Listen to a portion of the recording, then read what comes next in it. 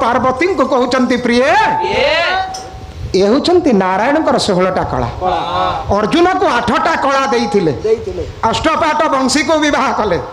अष्ट सखा कले अष्ट सखी कले तांको जीवन रे तो सब 8 अर्जुन को देइछंती 8 आज्ञा अर्जुन सहित जेते बेले केली सदन रे अछंती द्रौपदी सेते बेले बहु दिन जिज्ञासा थिला अर्जुन रूप जहाँ कृष्ण रूप सही तेणु बेले बेले से ना हतबाक होचंती मु जहाँ सहित प्रीति करुची से कृष्ण ना अर्जुन ना ये दीति कृष्ण अर्जुन कृष्ण अर्जुन कृष्ण अर्जुन हो तेणु आज्ञा मार कल्पना रे संतान रूप रे खनिए नुहे माँ जमी कल्पना करिवो आपणकर महाभारत कहे व्यासंकर सहित संसर्ग हेबारु आखि बुझी देबारु